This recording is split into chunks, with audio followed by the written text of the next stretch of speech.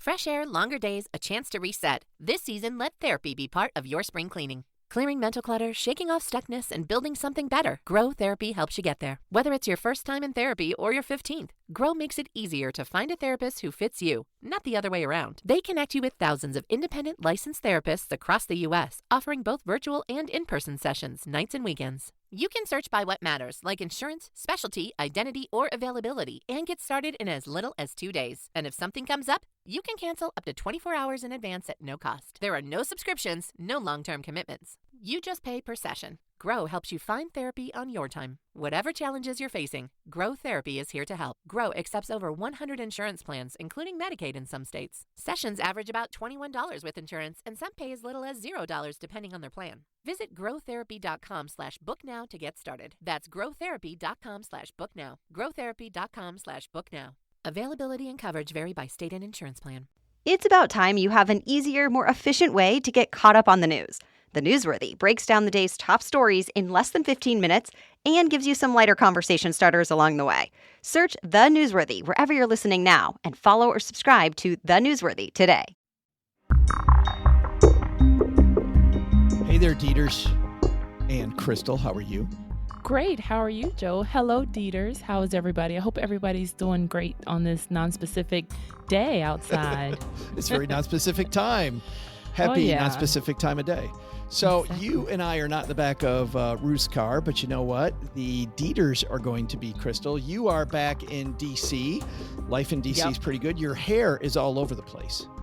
Yeah, the humidity. My hair tells you what the weather is. So the bigger it is, the more humid it is. It is. It's apparently very humid out because Crystal's got big hair. Yeah, like mine. Crystal's hair finally looks like mine. Yeah. Right. The opposite of yours. And I am crossing the Midwest. I am about to, as we record this, do another meetup with friends. But if you want to come join us in Boston, we'll be there on Thursday. If you're listening to this the day it came out, head to stackingbenjamins.com/meetup and come say hi to me and pull a pant. And Crystal, you could come on up. Join us too. On my way if I leave now. But yeah, hopefully you guys are in the basement though, because someone asked, because they were talking about the meetup, and one person was like, how did it go? And one person had like the best, like sit in the front of the class notes from the meeting, and it was just a whole vibe. Like it really sounded like a party, education, like a safe space to share. And man, I was jealous. It was so fun. We had a great time. I hope you can make it. I hope people can make it. But Crystal, even if you can't make it, we're going to give people a great prize today, because even though we're not in Ruth's car today, we're bringing Chad Carson here. Yeah, Chad's back. Chad is, they call him Coach Carson. Chad is in South Carolina and helps a lot of people with real estate. And Chad's going to talk about his journey, but he's also going to talk about something that you don't hear a lot in the world of real estate, Crystal. He's going to talk about the fact that you don't need to build a huge empire. Yes. We talk about this a lot too, like the culture of, like the hustle, the over hustle. You don't want to fall for the over hustle. Like, oh man, I only slept for 2 blinks last night because I'm hustling. Like, that's not what you need. That's not what you want. Like, we keep saying this too. Personal finance is personal. So if you have a goal, I'm trying to stop saying, by the way. When we're in editing, I'm like, Crystal, if you don't stop saying, you can get a shock every time you say it. But I digress. But just set a goal. I want to make $100 in real estate. Who knows what that $100, per month can lead you to later on down the line. You just need that first dollar. And then you get to decide, do I want to take on more? Do I want to take on less? Or am I fine just coasting right here? So I love that Chad said, it's not all about the hustle and bustle. He built his to be just enough that he can travel around the world and not only support himself, support a family.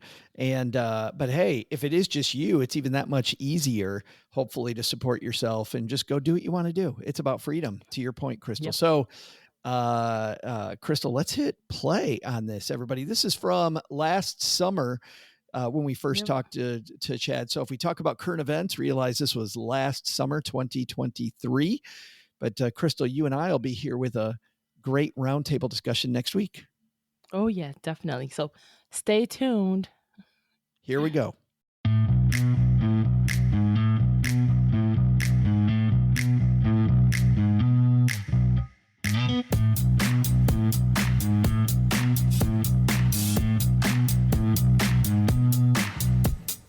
Live from the back of Ruth the Realtor's car, it's the Stacking Deeds Show.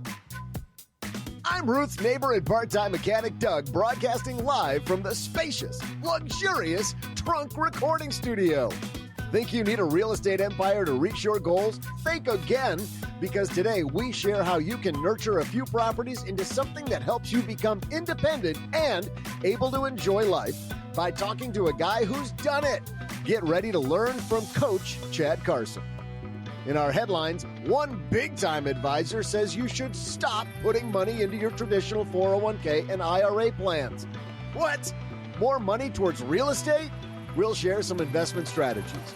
Plus, we'll answer a TikTok question one listener presented on Ruth's Rotary phone. And, of course, I'll step in about halfway through today's shindig with an amazing real estate trivia question. And now, two people who are buckled in for today's podcast. Say hello to Crystal Hammond and Joe Saul Seahigh.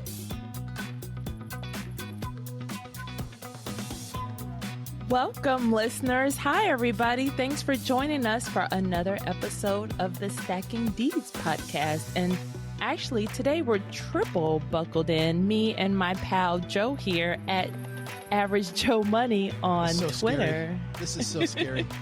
Well, today Ruth has an eye exam, so we're trying to figure out if it's time to take Grandma's keys.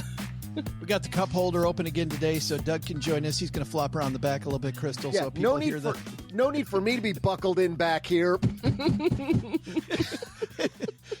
I'm fairly well contained. We got a few extra pillows back there for him. Couldn't fly through the windshield if I wanted to. Crystal, it's an exciting episode today because Chad Carson joins us, a.k.a. Coach Carson. People call him. He played football for Clemson University as a wide receiver. Now he is a real estate investor that I think a lot of people in this community may already know. But he is talking about, do you truly want to build an empire? Do you want this to be another full-time job, Crystal, or do you want just enough that you can do whatever you want to do? Just enough. Yeah, I'm very excited about his conversation about just enough. Just enough. You Sounds have to like have high balance. school. You have to have balance. He's going to turn us into small and mighty investors. So great stuff there. But before all that, we've got a great headline for everybody, Crystal.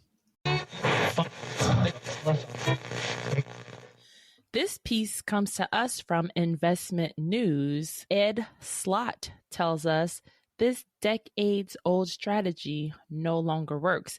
He says to stop contributing to your IRAs and 401ks. And he has something. What? What did you think when you first saw this? Did you think what I thought? Like, what the hell are you talking about, Ed? Ed's a smart guy, by the way. If people don't know Ed Slott, back in the 90s, early 2000s, he was on NPR all the time. You know, they do those fund drives, and then they'd have Susie Orman on sometimes. You remember any of these, Crystal? No? Nope. Before my time. But they would sometimes have Ed Slott, and Ed Slott's like America's tax advisor. But when Ed says stop contributing to IRAs and 401ks, I was like, hold on a minute. Right. I was like, there has to be another way. I'm pretty tax savvy. My original blog name was Sophisticated Taxpayer, but yeah, that was a little bit long. It should have been Sophisticated Did Tax you get all of 4 followers with that one? Well, yeah, you know, my mom was always the first follower, and she would actually call to make comments. She wouldn't, nope. Oh, she perfect. Would not on the internet. Nope, she would call. But I can totally see the method behind the madness, or madness behind the method. Because he's saying when you're adding to your 401ks, well, the bottom line is go Roth instead. Yeah. And the big reason is the Roth is after tax money. Adding to these balances, they only increase your future tax bill in retirement. And a lot of us will be making less in retirement. First of all, being a government employee, we actually have a Roth TSP. That's like a one Roth 401k for a lot of people. Yeah, that's our Roth 401k. And another new rule that he actually talks about is now companies can match your Roth contribution. That's huge because that's why, people always say, hey, contribute to your 401k at least to the max because that's free money. You get a match. But now your Roth has a match function. The interesting thing here for me is that what Ed's saying is that we're at low tax rates. Yeah. The tax rates are lower than they've been in a long time. They're actually super low when compared to the 60s, the 70s, the 80s, even the early 90s. It was starting in the early 90s that we saw tax rates begin to come down to the lows that they are today. So for people thinking that we're getting taxed a lot, historically, that is not the case. However, Crystal, I mean, we should always still pay attention to the tax bite. But the way Ed says to do that is ignore that little tax bite today and pay attention to the future when tax rates have to go up. What's funny is we had a headline last week that happened in the major news. We didn't talk about it here on Stacking Deeds, but what happened to the U.S. debt? It got downgraded. And the reason U.S. debt got downgraded last week was because we have too much debt, and everybody knows that we're either going to default or tax rates are going to go up. And I would bet, Crystal, along with Ed Slott, that the U.S. won't default on its debt. They will actually begin finding ways to raise tax rates. And if that's the case, the Roth is a great place to be. What does that do to real estate investors? So what this has to do with real estate is that this is giving you another tool in your toolbox to do some tax planning and stuff like that. Because another thing they say in this article is, hey, won't the tax deductions from our IRA and 401k contributions be lost? But you're listening to this show because you want to do some smart tax planning. That's a good thing because I like this line. Tax deductions aren't worth as much when tax rates are low as they are now. And smart tax planning means taking incomes when rates are low and then taking tax deduction when rates are high. So taking income, like we want more than income now, and then we want to take those tax deduction later when the rates are high. I even, Crystal, look at this through even more of a macro lens, and that is that a lot of people think about the investments that they have, whether they have real estate and even what type of real estate they have, right? Short-term real estate, long-term real estate, am I flipping houses? All of those have different tax consequences, I think is my big aha here. And those are going to play different depending on what tax rates are. They'll play different in the future than today. And I'll give you an example here. Even though they're used for different types of things, real estate prices move in a pretty boring up and down. There isn't a lot of motion in that ocean. We get some big years where it goes up like it has, the last few years are down very quickly, 2007, 2008, looking at you. Those are anomalies. You'll see those in the stock market a few times a year. You won't see those in the real estate market that often. So when you look at the volatility of real estate compares a lot with the volatility of bonds. And if you take a look at the volatility in real estate and the volatility in bonds, you think, okay, they might be interchangeable. Shouldn't be. Real estate's actually, for a lot of reasons, better for a long-term portfolio. But look at the tax difference between an average bond and a piece of real estate. They can both throw off income from the tenant, right, in the case of real estate, or interest payments on the case of a bond. And unless it's a municipal bond or partly qualified, though, the bond's going to be 100% taxable. And if you're not using the money and you reinvest it, you're still paying tax on it anyway.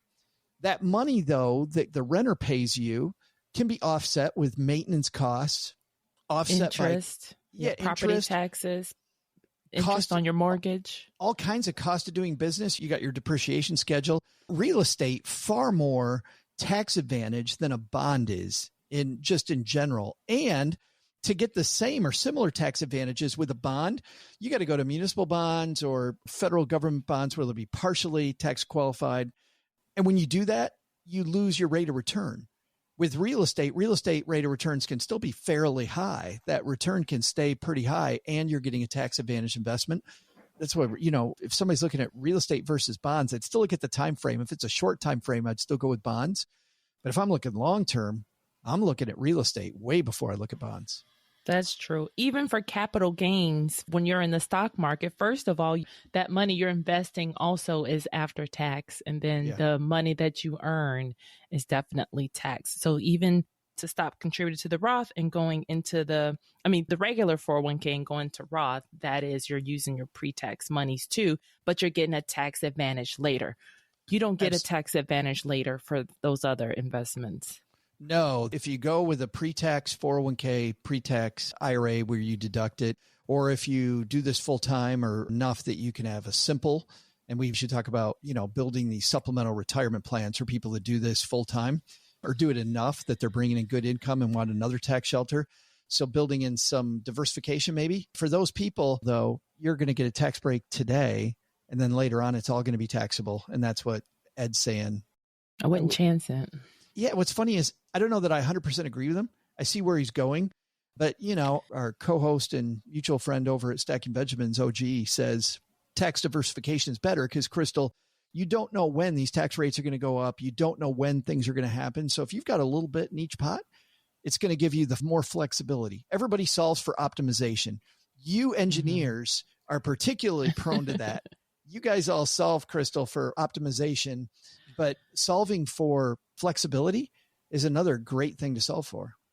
I do have a mix now, but I'm trying to decide if I should switch just because now I'm able to pivot and, cut back on certain things or work harder or work more hours or pick up a second job. But I feel like in retirement, I'm really not going to want to be as flexible. I'm like, dude, I did all my time. I put in my work. I'm ready to retire. I don't want to work harder. I want that predictability of how much I'll be taking out each month and sipping my margaritas.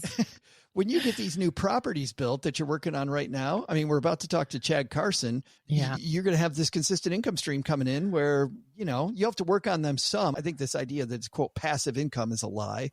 But what, an hour a week, 2 hours a week? Like we'll talk. I bet Chad doesn't spend more than 3 or 4 hours a week on these properties that he has. When you're on autopilot. Yep. Yeah. So bottom line, in our piece here, going Roth instead is going to be good for you. It's going to be good for your bottom line in retirement and for tax planning. But speaking of taxes and tax planning, we have another piece here. This one was a really good podcast episode from Devin Carroll and John Ross. They host the Big Picture Retirement Show. They actually have an entire episode on hiring a tax advisor. And what I liked most about this episode is that they go through the different kind of people that you can hire. You have your CPAs. Well, first they say there is actually no education requirements for you to file taxes for others. I thought that was kind of crazy, but so you just put your flag out and say, hey, I'll do your taxes for you. Pretty much. Yeah. There you go. Boom, you're hired. And I do like that because it can be scary. When you're hiring somebody, it is very possible to hire the wrong person, and that can break you. Just like we want to have good general contractors that we know, we want to have good handymen, we want to have maybe property managers, or maybe not, depending on you. But you want to surround yourself with good people. So having a good tax advisor is going to help you make a decision on not only how you invest in real estate, but how it fits into your entire plan. And I feel like all the tips that they gave definitely carry over to the real estate. Like you said, the hiring of the property managers, your mortgage broker, your realtor, because they say do an interview. Like, I think a lot of us don't know that we have the power to interview who we want to trust with our social security numbers and all of our financial information. Check them out online. I feel like we've said this so many times. Rock stars love to hang out with rock stars. So if I have a great tax person, I'm going to refer Joe and neighbor Doug to my rock star tax person. But if there's a awful tax person, that word would spread really quickly too. And what's funny is that they point out is that awful can be that you're just hiring the wrong type of tax advisor for your situation. They point out that there's really 3 different tax advisors that you can have. The first one is just called an enrolled agent. And to your point, Crystal, this can be somebody who's just passed some very simple test with the IRS. They have a basic tax knowledge. A lot of the times an enrolled agent will work for a company like an H&R Block, if you think about that, or Hewitt, or some of the other big national companies. They will have a lot of enrolled agents not people who are CPAs. And when I originally heard this, Crystal, I thought, and this episode is several years old, but it still holds completely today. When I first heard that, I'm like, oh, I think I want a CPA. My person is a CPA. And they actually helped me come down kind of on the other side. If you find a good enrolled agent, if you do a lot of interviewing and you find a good enrolled agent, that person, especially for people just starting out, can be a really big help, and also might know the tax code as well as a CPA who doesn't ever do taxes for individuals. Because a lot of CPAs work for corporations and they're working on corporate taxes. They don't know anything. Like, I've got friends that are CPAs, like, I don't know anything about like filing a 1040. Right, because they do auditing. They do a whole gambit of stuff outside of individual taxes. So that is a good point, to find someone that actually does real estate. And you want to ask, how many do you file per year? Is it too many? Is it too little? But I also like how they also talk about a tax preparer versus a tax advisor also, because preparer, a lot of times they just look at what you've done, but you also want that advisor piece to look forward and like, hey, this is where you're missing out on deductions, and this is where you're missing out. How you're spending and how you're planning is huge when it comes to the IRS, because you can be missing out on huge things on stuff you never knew. So I would love to go in the arena of tax advisors versus just preparers too. Yeah, ultimately, I think for us, we want somebody that does both. So as we're evaluating a property, we can bring them into the fold and go, hey, is there something I should do with my business around this? You know, one of the big questions, do I put it in LLC, right? That's like the number one question people ask all the time. Not the first question to ask, but it is a huge question. People always have all of these things that a great tax advisor could answer. And a great analogy, because I know there's people probably listening going, well, what really is the difference? A great analogy, I think, is if there's a puzzle. A good tax preparer will take the puzzle of all the stuff that you did last year and will put the puzzle together in a great way, in the best efficient way. They go, oh, Crystal, you did this. We could write off this. We can't write off this. We could do this thing. Hey, give me your mileage. Give me the paint that you used. Give me, oh, you had a handyman fix the furnace. Give me all that information. Puts all that puzzle in. A tax advisor tells you which puzzle you should be putting together. There's a whole bunch of different puzzles. Tax advisors like, Crystal, don't waste your time with that because that puzzle's awful. Do this puzzle instead. Do less of that. Yeah. Yeah, definitely. Definitely want an advisor on your team. But I do like it if it's the same person. You know what I mean? Because they know me enough to advise me and then they can also put it together. I super like that. That brings up a third type of person, which is a tax attorney. Now, a tax attorney probably shouldn't be preparing your taxes for two reasons. Number one, they probably don't do a lot of returns. And number two is that's not really what they're good at. A tax attorney is good at that LLC question, or what type of entity should I set up, or if I have a lawsuit, right? Against fighting the IRS or fighting on your behalf if you made a mistake. Yeah. Tax lawyer, going to be really expensive. And in most cases is not going to be as helpful as either enrolled agent or a CPA who also does tax returns and tax advising. And another thing they caution too is when you go to your tax person, are they asking you a lot of questions? Do they just want you to hand over the stuff? They'll figure it out. Or are they asking you questions, explaining the why? The more you spend here, the better it benefits you for tax purposes. So make sure you're also getting a person, because I'll never forget a friend of mine years ago. She had a business and she was like, I need you to look over my taxes because I think there's something off. So I looked at her return. I was like, this is totally wrong. And so we confronted the guy that she paid a lot of money to file. And he said, oh, I couldn't open the file you sent. So I just put in some numbers. So he thought that she'd be okay getting the refund and not question it. But I was like, no, you're owed so much more money. Oh, my goodness. And the bottom, yes, he didn't even open her files and look at it. So make sure your person is very interactive and they're asking you questions and they are actually explaining things to you. And you can say, explain it to me like I'm 5, or explain it to me like I'm not an engineer. When I was my first year as a financial planner, and I've been very open about this, I made roughly $90,000. And about a week before tax day, because as I've also said very publicly, I didn't know what the hell I was doing. I didn't know a bunch. I knew how to talk to people. I had great people behind me that actually knew finance. So I felt very comfortable. I'd talk to them. I'd take it to the back room and go, hey, help me put this person's thing together. Right. Mm-hmm. So about a week before tax day, I go, oh crap, I haven't done my taxes yet. A week. Well, Crystal, I owned a franchise, which meant that I was not a W-2 employee. I got a 1099, which meant I had $90,000. Guess how much tax I'd withheld? None. Guess how much I knew about what I could write off? Nothing. I knew nothing. So I go to a friend, guy named Lee. Lee's like, oh, take it to my guy, Bill. Bill puts it together in a week. Bill says, after I give him my stuff, he doesn't question anything I give him, by the way. Doesn't question anything, just puts it all together, says, you owe $14,000. I could have owed, by the way, $100 and I didn't have it. I could have owed $50 and I didn't have it. So when he said $14,000, I flipped out. Later on, when I hired a woman named Susan, I realized I probably, Crystal, didn't owe $14,000. I had so many deductions as a business owner I didn't know about.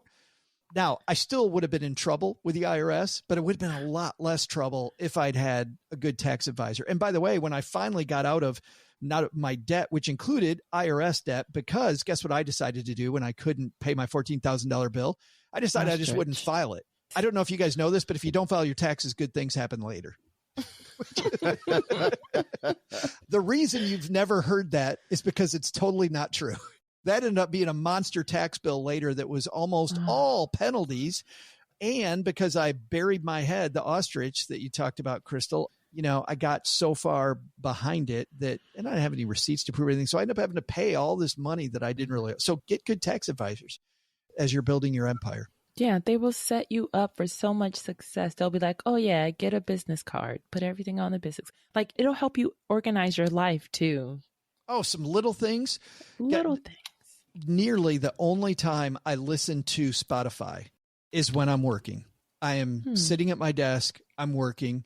And so Susan was like, you listen to it 90-95% of the time when you're working? Yes. That's a business expense. My Spotify is a business expense. She goes, don't get me wrong. Don't tell your buddy that, because they might use it, 90% of the time when they're out fishing or doing whatever they're doing.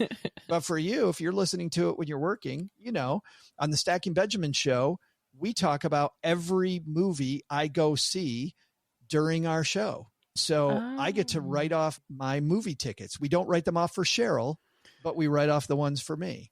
So there's an IRS agent right now thinking, I know who we're targeting next. Let me name all the movies. But that's why you have a great tax advisor. I asked Catherine, and she took me through all these questions. I can't deduct the popcorn. I can't deduct the $85 popcorn. The good news is I save on the $6 Tuesday afternoon ticket, but the $85 popcorn, I actually have that come out of my own wallet. But anyway, so there are good to know. Expenses as a business owner that you get. All right, coming up next, speaking of business owner, you may think, especially if you're new to the world of real estate, that you need to build this huge kingdom to get where you want to go. Chad Carson's a guy who has proven specifically that you don't need a ton of properties to get where you want to go. And frankly, for a lot of us, it's not even what we want. Chad spends very little time each week managing his portfolio, his very small portfolio properties. And guess what, Crystal? Last year, he took his family. They moved to Spain. They moved to Granada, Spain. Nice. And he has had this wonderful experience. He's also moved to South America and lived in South America for a couple of years. He truly lives his best life, spending a lot of time doing what he wants with his family and not managing his real estate empire. We'll talk about how he got there, about his story, and about how you Dieters can get there. But before that, I think, Doug, you've got some trivia. Sure do, Joe. Hey there, Dieters. I'm Ruth's right-hand man, neighbor Doug, and it's time for your Property Pop Quiz. Remember this date back in 2007? You're probably chilling on Coney Island Beach, listening to Big Things Poppin' by T.I. and wondering how many shares of Apple you were going to buy with all the shmoney in your fat wallet. Not so fast, Brooklynite, because on today's date back in 2007, not only was the real estate meltdown just over the horizon, so was a weather meltdown in Brooklyn. In the early morning hours, a rare tornado ripped through the borough. It was the strongest tornado ever to be recorded in New York history, which makes me wonder, what state has the most tornadoes each year? So I can steer clear of that terror trap. I'll be back right after I go look it up for both of us. Hey guys, I know that I've mentioned a ton of property management softwares out there, but I'll give you 3 reasons why this one is different. First, software doesn't really solve your problems. Yeah, and that's why Hemlane's Property Management provides 24/7 repair coordination. That's right. Use your own service professionals, or you can tap into their licensed network. Second, many of you are out of state, like myself. So Hemlane connects you with licensed leasing agents and other tenant placement services to help you find and place a good tenant. And third, Hemlane's ranked #1 by Gartner with a 4.8 star review. So they, Crystal, are legit, which is what we like best. Yes. So manage your rental properties with 100% transparency and control without the administrative work, the boring administrative work through Hemlane. They offer everything from advertising your rental to over 30 rental websites and automatic rent collection and late fees. Best of all, you can tap into their network for a more hands-off and remote experience. Hemlane will increase your satisfaction and your cash flow with your rental properties. So visit Hemlane.com. That's HEMLANE.com. And don't forget to tell Hemlane you heard about them through Stacking Deeds, because we're an affiliate of them. When you tell them, you also help out yourself and you help the show. Hemlane will dramatically improve your property management.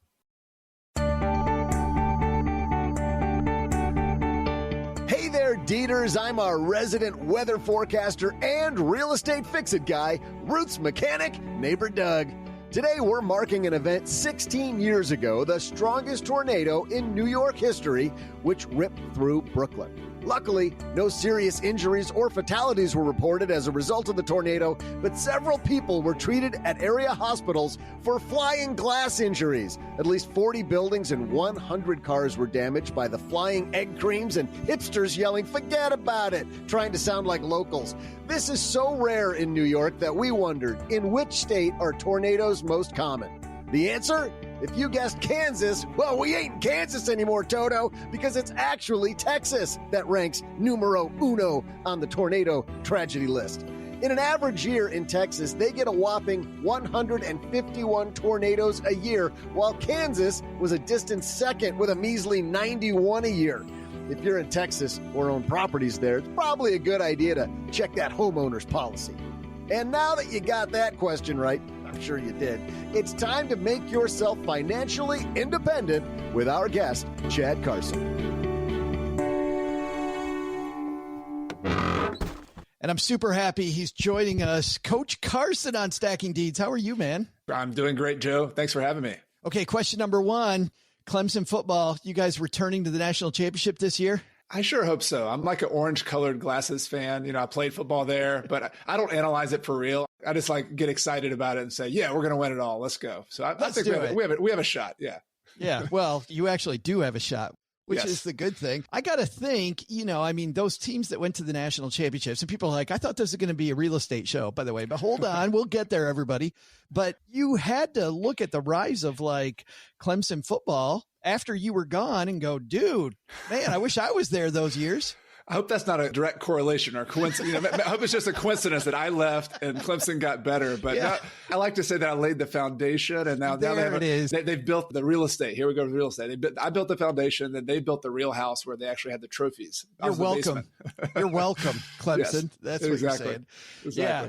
All right. You open up this new project of yours with a quote that I want to read to you and to our Deeters. Isn't it curious that the richer you are, the less time you can spare from tending your riches? By switching to a new game, time becomes the only possession, and everyone is equally rich in it. Money, of course, is still need to survive, but time is what you need to live. That's a guy named Ed Buren, vagabonding in Europe and North Africa. Why do you begin with that quote? You know, money is the thing we always quantify, we talk about. It's important. And I love talking about money as well, but every time I've asked myself and I talk to other people about why they want to make money, usually it has to do with some activity, some event, something they want to do, and they need time to do that. As I've studied my own life and the mistakes I've made and the wealth I've been trying to build, often I will go chasing the money, and that's fine. But then I kind of get overbalanced towards the money and forget that, you know what, I need more time to be with my kids, to travel, to do these things. And yes, I need some money to pay for those things. But if I don't balance that with having time and money, and speaking with real estate investing, not having a business model that, yes, makes money, but doesn't overwhelm your time and empty your time bank account so that you can't use your money, that's sort of the game I've been trying to play, to try to, not just have the one measurement of success, but having time, money, flexibility, health, relationships. It's a more challenging version of measuring success. But in the end, if you can do that, if you can build a business and investing protocol that can help you do that, is so much more fulfilling and satisfying. You bring up a great fact, which is that money is one currency, but all those things that you answered are just other currencies. I mean, that time is a currency, right, that you're trading. It's limited. It's the most limited currency we have. We all have, 24 hours in a day. Nobody's guaranteed how long you're going to live. So, I mean, you can actually get philosophical with this. You're here on this earth for however long you're going to be. You're not guaranteed. So what are you going to do with that time that you have? Money, as hard as it is to make, as hard as it is to save, you could actually, theoretically make as much of it as you want. Time is very limited. So I think when you're stacking those currencies, to use the stacking metaphor, you want to stack the Benjamins, you want to stack the money, but don't do it at the cost of those. And I got into this because when I first started real estate investing, I got into the rah-rah, let's have 100 properties, 1,000 properties. And it sounds exciting. It sounds fun. But as I learned, when you start building these big, huge empires, or trying to at least, it sucks all your time out. It gets your flexibility. And so I started embarking on trying to figure out a different way to invest that didn't take all my time, yet still built a lot of money and a lot of wealth. Half of this project for you is philosophical, and you dove into that with our sister show, Earn and Invest with Doc G.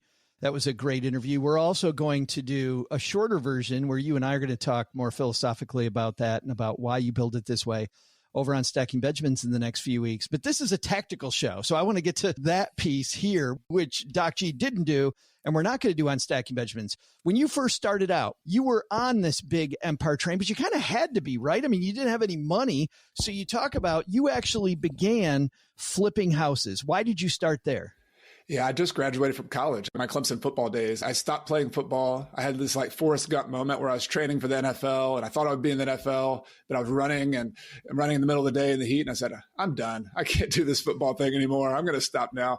And I decided that I wanted to be an entrepreneur just before I did anything else. And so I just got into real estate investing, not knowing a lot. I had a family member who was in real estate, but I had to make money because I had $1,000 in the bank, and I just had to flip houses. It was basically a business of making money. It was very helpful because I learned how to find good deals, but it was challenging because I didn't have any money. I had to go partner with other people. I had to get really creative and flexible. Real estate was just a mode to get some cash in your pocket. Exactly. I was just flipping stuff. People flip cars, they flip houses, they flip stuff on eBay. I was just flipping big old houses, and it was just a little more challenging to get the money, but it was also exciting. And it led me to this game of stacking rental houses, buying them, keeping them, holding them, generating income. The flipping was just to pay the bills, but the wealth building was actually holding the properties. And I looked at them like fruit trees. You plant these seeds, the rental properties don't make money overnight, but man, 5-10 years later, those fruit trees can really grow and then produce income and wealth for a long time. Yeah, you write that it wasn't long before you switched over to long-term rentals, which was, you say, it was your favorite strategy, has been your favorite strategy. When you had this aha, it doesn't sound like, though, you had this aha right away. You just said you're planting seeds.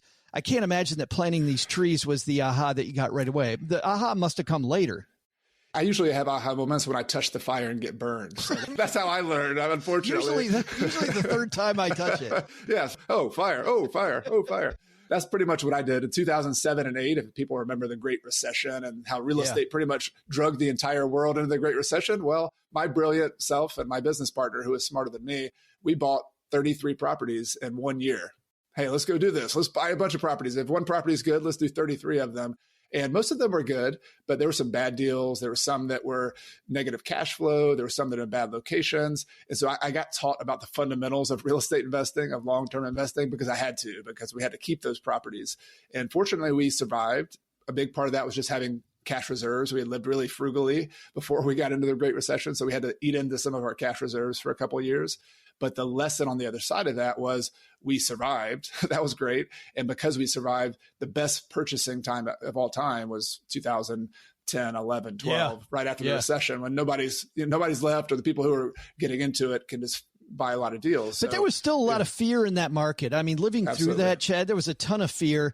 Did you realize what a great time it was at the time to buy? Or were you like, we could totally be stepping in it now? Yeah, I'm still the guy who touches the fire, remember? So I'm not that brilliant looking ahead, but I realized 3 or 4 years later that it was a pretty amazing opportunity. But I think here's a lesson for people, especially if you're just starting. Like right now in 2023, people are like, oh, you should not get in the market. The market's too high. I didn't know even at the time that what markets we were in, but what you can tell is looking locally at the dynamics in your local market and studying, like, what's a good deal? Like just understanding how much rent do you need to make a good deal? What prices are good deals? Studying how many properties have sold in your market.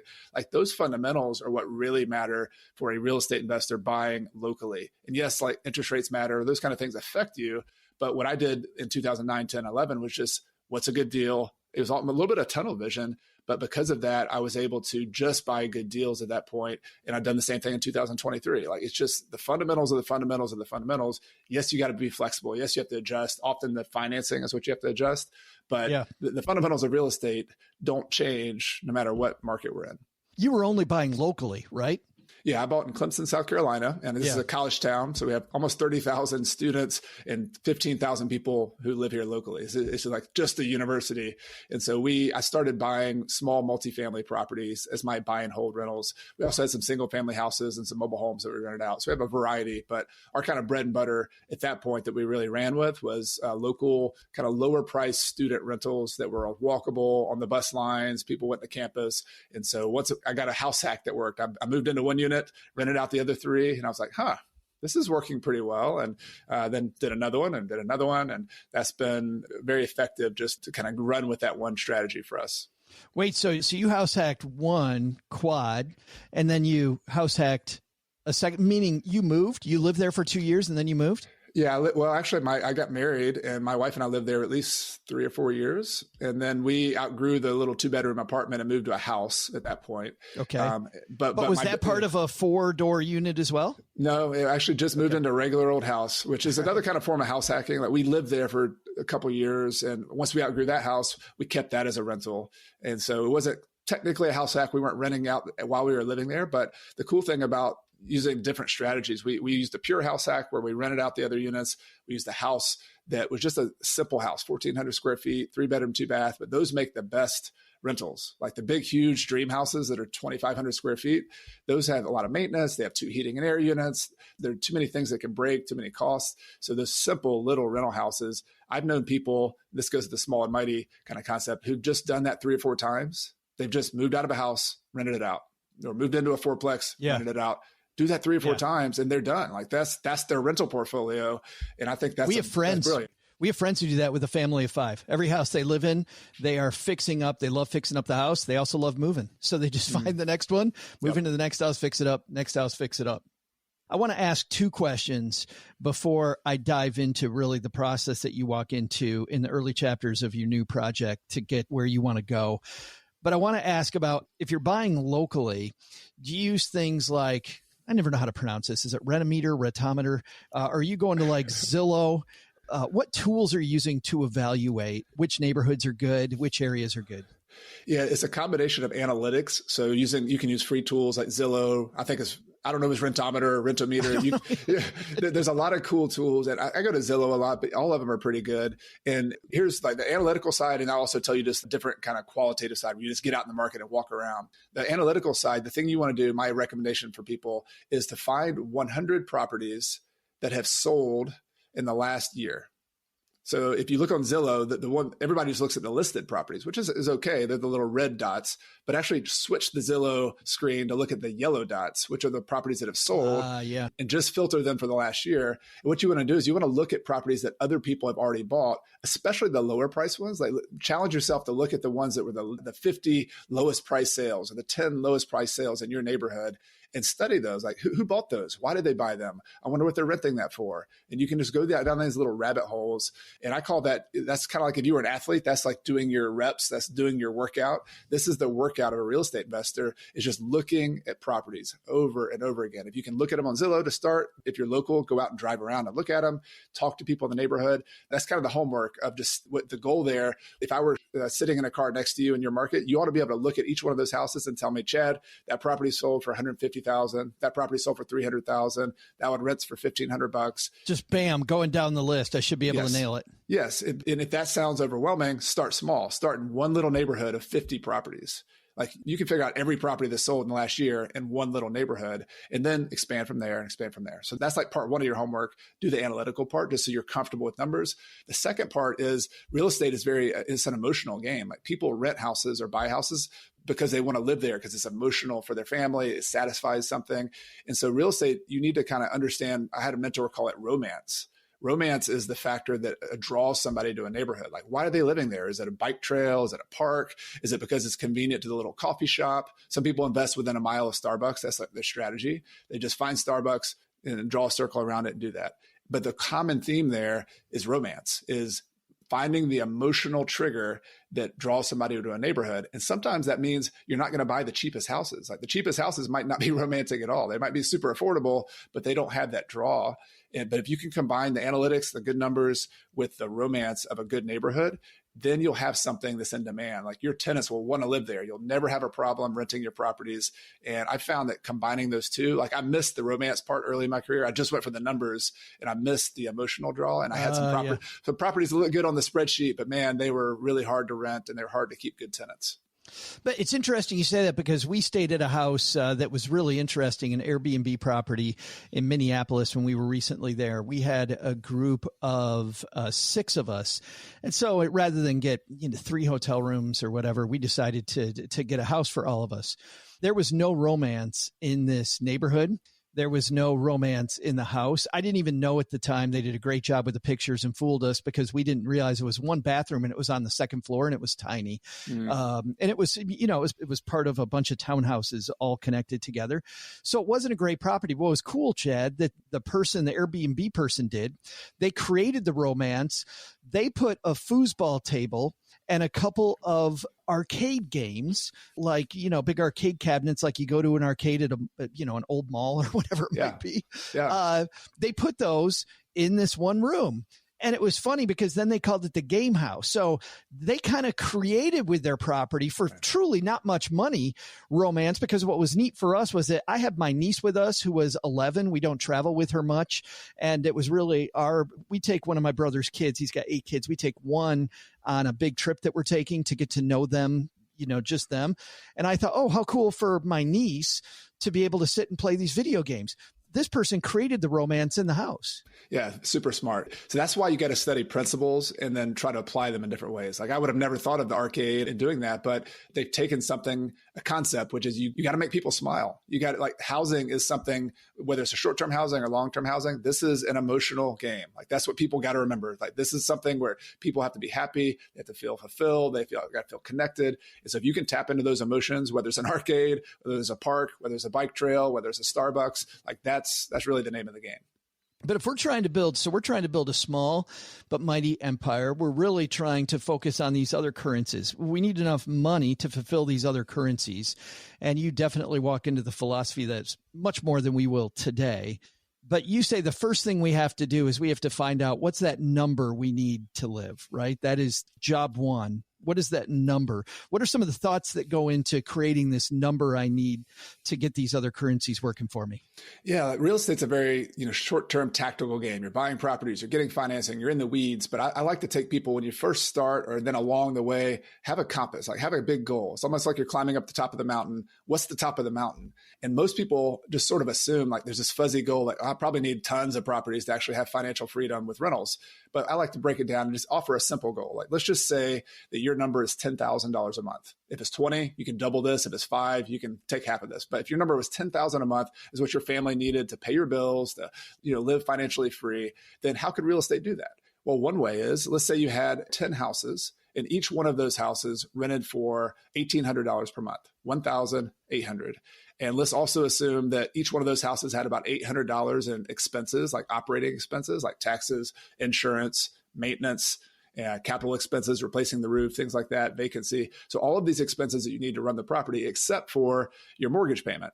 So let's just assume, fast forward to the top of the mountain, you've paid off those properties and you paid off your debt. It'll take a little time, like 5-10 years, maybe a little bit longer to do that, but you paid your properties off.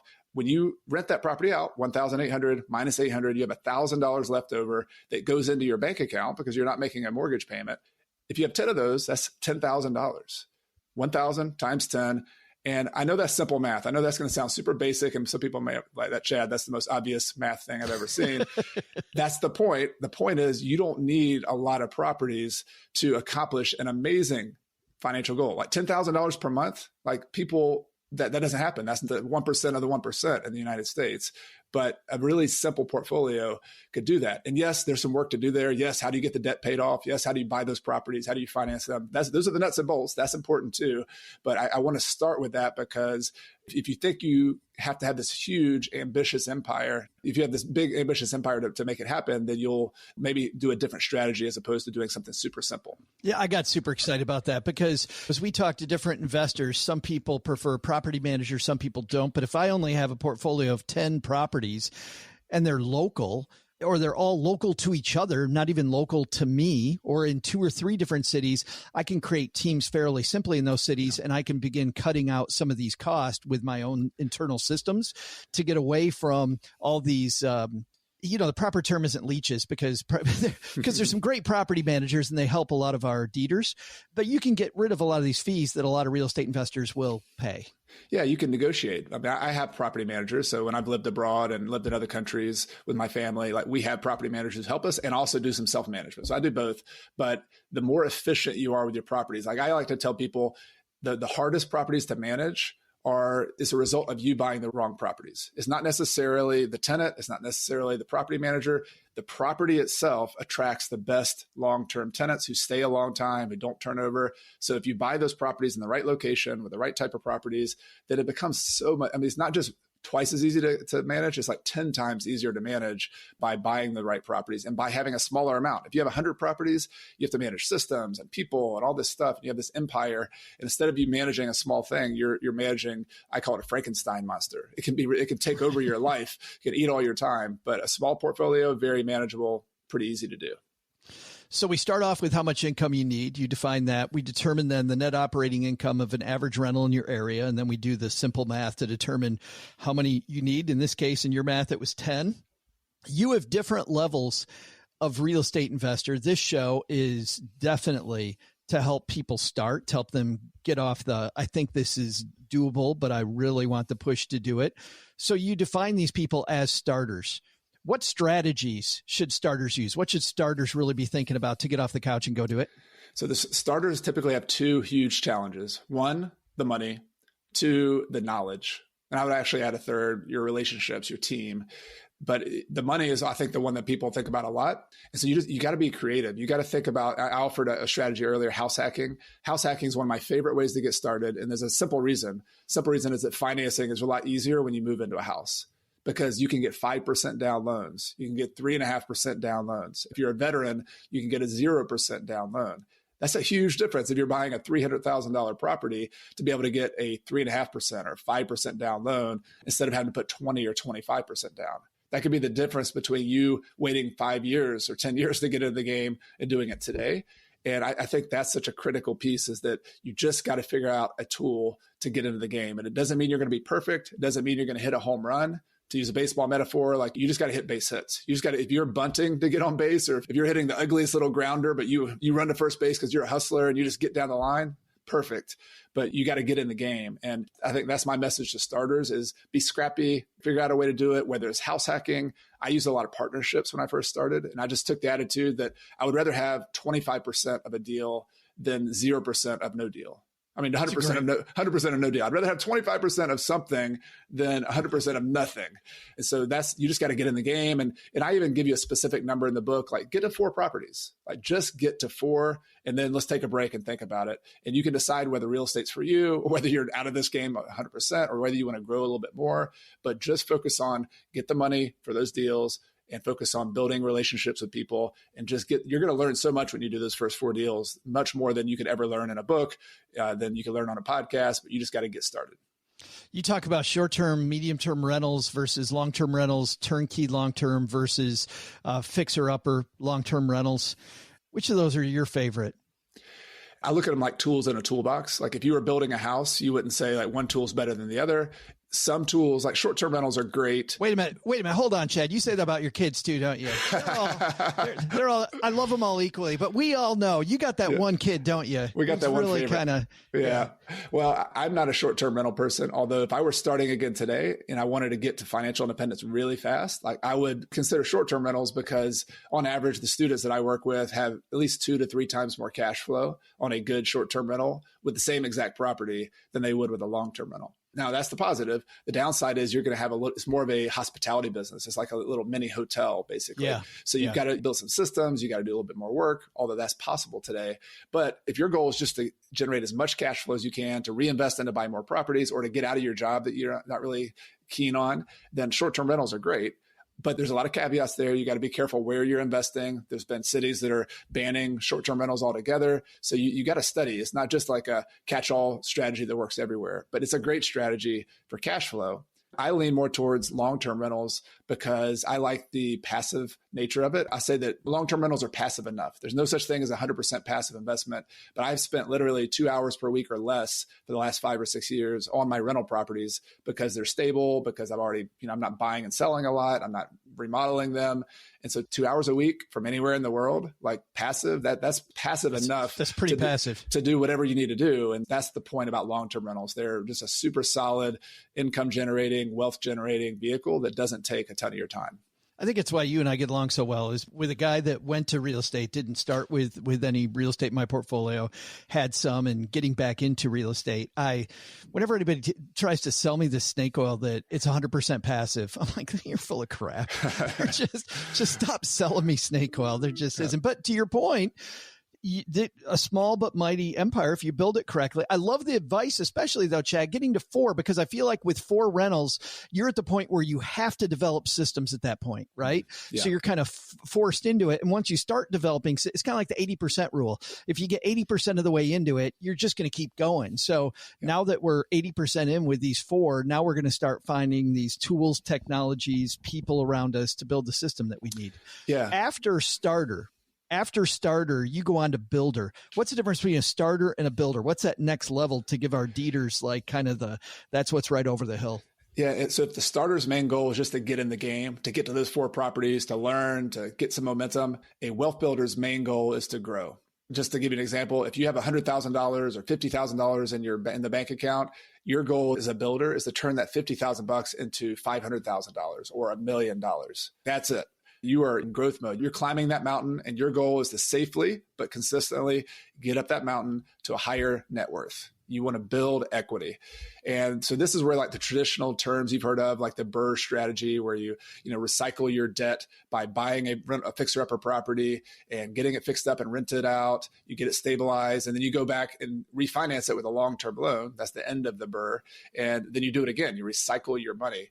That's a prototypical growth strategy, because the goal there is you're going to run out of money pretty soon. You're going to put down payments on a property, but you want to do another one. So how do you get that money? Well, you get creative by recycling it, by refinancing it, or I didn't do a whole lot of BRRRR strategies in my own examples. I used more private money. I used partners, as I mentioned earlier. So somehow, some way though, you're going to use leverage. And that could be good and bad. Leverage is wonderful because it's a way to grow a big portfolio without having a lot of your own money. There's also some downsides. And I like to talk about the downsides too, because if you're not careful, I've known people who got out of business because only for one reason in real estate. I've had several friends, several colleagues go out of business because they got leverage that put them out of business, debt. Yeah. Right. So you got to be careful, but at the same time, that's the name of the game as a wealth builder.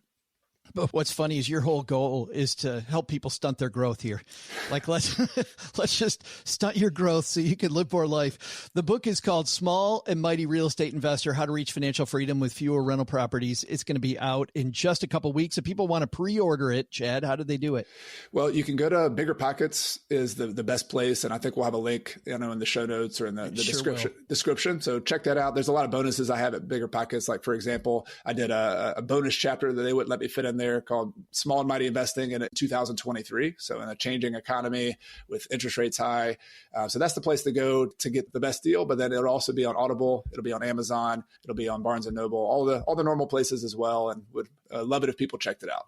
Did you do the Audible yourself? Unfortunately, no. I did the last one. Really? Yes, I ran out of time. I was traveling a lot in Spain, and just for whatever reason, we got crunched. So if you hear somebody with a California accent on this Southern guy's the Southern drawl, that's why. That's fabulous. Well, fantastic. Thanks for hanging out and helping our Dieters get off the couch, man, and get going. I appreciate it. It's my pleasure. Thanks for having me. And big thanks to Chad for hanging out with us. Crystal, he makes a great point that currencies, like we all think about dollar bills when we think about currency, but your time as a currency and the fact that you can't get it back, I think is a huge currency that even when we've interviewed time management experts, I'm thinking about a woman named Ashley Winans from Harvard and Laura Vanderkam, who was on the Stacking Benjamin show several times. We all overestimate the amount of time that we have and how we can just take time later. And we overestimate our need for money for everything. And I think Chad makes a great point there that you need to look at these other currencies. Yeah. Time versus money. Like, time is limited. And a lot of people don't embrace that when they're chasing after these, bigger, I want to grow and this and that. And a lot of times that's not what you need. And I thought it was cool that he brought up they bought 33 properties in a year. That's nuts. And he said it was not a good idea. He's like, we even had to dip into our reserves, just to stay afloat. So good thing he had reserves before he hopped into this. Yeah. And I also do like, before you keep going on, I also like just the way he started, though, because he did start with almost no money. A lot of people think you got to have a lot of money. Instead, it's the value of partnerships. And you and I know that next week we've got a great woman talking about partnerships. Vicki Barron is going to be our guest. And boy, she's going to talk about some of the partnerships she's been able to. Well, Vicki Barron could talk anybody into anything. Yeah. She's definitely great. But about Chad, I like how he actually gave our listeners homework too, because you want to be prepared. So I like how he was saying to find 100 properties that sold in the last year. That way you're getting well versed on what sold for what rents for that. Because he said, take the time to learn the fundamentals. He said, fundamentals don't change no matter where the property is, no matter where the zip code is. Yeah, it's funny. When I was talking to Chad, I was thinking about all the different, business owners or people that lead businesses. And they always talk about the same thing. It's no different with real estate, where you have to look for your niche. Where do I fit in? That'll create your pricing strategy. It'll create your marketing strategy. You can only do that if you actually go out and hit the streets and do the research. And you and I talk a lot about, today we talked about Hem Lane in the middle of Doug's trivia. We talk about using technology as your friend all the time, surrounding yourself with good people. You still need to know the numbers yourself. You need to understand the fundamentals. They don't change neighborhood to neighborhood. It's the same yes or no. Let the spreadsheets do the math for you and let you know if this is something you can do or not. Like, leave it to the math, not the emotion. This is Ruth's phone generally is ringing today. I actually got a text message today from a listener called Ann who sent us a TikTok. Don't you mean you got a fax message? Facts. I could have on the dot matrix. The dot matrix didn't run today. I don't know why. Yes, I actually did get a text message, and this came from Ann. And well, let's just have a little listen. What's it say? Here's what realtors say versus what they actually mean. Super cozy in here. It's really small. This is an up and coming neighborhood. This neighborhood is in the middle of nowhere. It's quirky. Nothing in here matches. Bring your creativity. You're going to spend a lot of time and money fixing this place up. Motivated seller. They're desperate. Handyman or investor special. Run. It's got good bones. It's a total gut job. Thanks to Ann. You do have to know the language, Crystal, I think is the point. Yes. And another thing about the language, though, it'll either bring you to the property or away because, there's different kind of investors. There are people that are looking for handyman specials. So they know, right. Hey, put on your negotiating hat because this is going to have an awful inspection. So you better use that to your advantage and say, okay, handyman special, I need some concessions or I need you to come down on that price because I'm going to spend so much money on this property fixing it up. And the more you can point out ahead of time exactly what you're going to fix up, like specifically, hey, I'm going to have to replace this. I'm going to have to replace this. I'm going to have to replace this. So I need you to come down X. I think if you say creativity and a respirator, because there might be some black mold. I don't know what that is. Hey, gas mask lovers, this is perfect for you. Gas mask. Lead paint. You ever know, want to pretend it's an apocalyptic future? Live here. But motivated seller. Yeah. Oh, that was good. Motivated seller. Yeah, they are desperate. Motivated seller means, that there's some price flexibility. So some of this stuff can be music to your ears for motivated seller. And you'll hear that when we talk to Vicky next week also, because she talks about the importance of asking questions too, to get that. So if they don't put that in the listing, shame on the realtor for not knowing all these things about the buyer. But the more questions you ask, works the more in your favor. Yeah, that all works in your favor. And it's funny if it says it's cozy in here, you got to ask yourself too, Crystal, if I buy this place and I might get a discount, can I just change up the furniture? Like, you don't have to have a degree in interior design, but man, there's a great masterclass that Cheryl and I are watching right now that's on interior design. There's a few masterclasses out there if anybody's got a subscription to masterclass. And once again, this is a business expense, right? Mm-hmm. This would be a business expense. So if you sign up for masterclass, or even if you watch some YouTube videos on interior design or on staging, I think you can take some of these phrases like it's cozy or it's quirky, and you can design creatively some things to do with these spaces. I know this designer that I'm watching on Masterclass right now, she has a house that has a beautiful stairway. And what they did was they realized that underneath it, they didn't have any load bearing stuff. So it was being held up from the top and from the bottom, but there was no load bearing along the side. So they were able to take that out. And they created like a cozy little nook. But what was cool was the owners of this house wanted a bar because they like to entertain. They didn't have any room in their house for a bar, but they did have about 3 feet behind the drywall that was empty space. So underneath that, they ripped out underneath the stairs, which gave them maybe 3 or 4 feet. And then they ripped out this closet and they made it so that there's a hidden door bar. And it was so cool that you could open up the wall. And as the wall came out, now along the wall that was open is all of your alcohols. And then there was a little ledge there and these 2 bar stools that were sitting in this little nook underneath the stairs. You just move them over a little bit. And now you're sitting at a bar with this flat screen TV. So they made a speakeasy is what you're saying. They did. Inside their house. It was so hidden alcohol. Sign me up. I'm in. Nobody will know that I need a 12-step program. But that's the good news about deciphering these listings and knowing the lingo, because that can also give you an opportunity to customize. Because maybe if they're too done up or too nice, you're paying premium, but it's move-in ready, so that's less expenses for construction, or that's less opportunity for customization. So that's something that you'll have to think about. Well, great episode today, Crystal. Let's wrap it up with some community news. First of all, if people want to get the show notes, where do they go? you head to stackingdeeds.net/show notes. And also, if you have a question for us to answer, or if you want to send us a tic-tac, I was going to say a breath mint, but you can't hear our breath mint. I was going to say something to you, actually. But if you want to send us a fax, a text message, head to stackingdeeds.net/voicemail, and then we will answer your question live on the show. Coming up on Friday on the Stacking Benjamin show, our sister show, is a discussion you might want to listen to.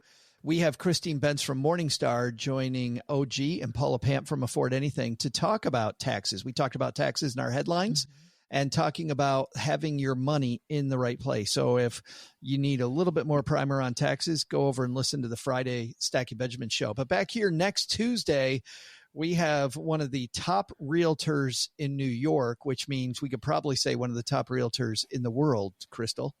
Yeah, because she was on Selling New York back in the day when that first came out. Her name is Vicki Barron. She has a brand new book out talking about how every move matters.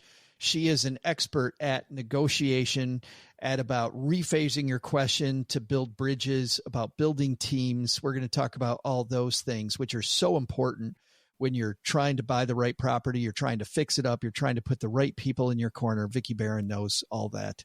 So that is what's coming up next week. But for now, I think, Crystal, time for us to say goodbye. People can find you on Twitter. Say hi. Yep, at Condo Crystal on Twitter and Instagram and Facebook. You can friend me on Facebook, too, if you want. And the gram. Say hi to me, Average Joe Money. I do have Average Joe Money on Instagram as well as Twitter. Do we start calling it X? Oh, I don't know. That's so weird. I just was reading an article, and it was the first time I'd seen where it said on X, formerly Twitter, and then it went on. And I'm like, we're going to refer to that. We're too soon. We're going to refer to X the way we referred to Prince, right? Yeah. Formerly known as Twitter. Yeah. So, yeah, I'm Average Joe Money. Also Average Joe Money on Instagram, but I'm never there. If you're going to hit me up on Instagram, just go to Stacking Benjamin's Instagram account, because I always feel bad when people try to talk to me at Average Joe Money on Instagram because I see it like 4 months later. Like, oh, well. All right. That's it for today. Doug, man, lots of takeaways, but what are our top three?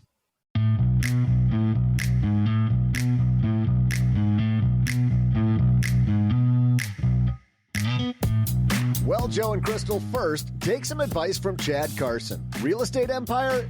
Think about the other currencies like your time and freedom and factor those into your plan. You may be able to live a wealthier life than you think on a lot less property. Second, taxes? Make sure you have the right tax help in your corner. That's maybe the second most important team member, behind us, of course. But the big lesson? Speaking of tornadoes, Ruth's like a tornado when she pulls out into the passing lane. If you see her giant 1985 Lincoln driving near you, I'd recommend seeking shelter. Seriously. Thanks to Coach Chad Carson for joining us today. You can find his book, Small and Mighty Real Estate Investor, How to Reach Financial Freedom with Fewer Rental Properties, wherever books are sold. We'll also include links in our show notes at stackingdeeds.net. This is what a simple brain I have. I saw the .com and I'm kind of I can't stop. I'm here. Oh, God, the horror.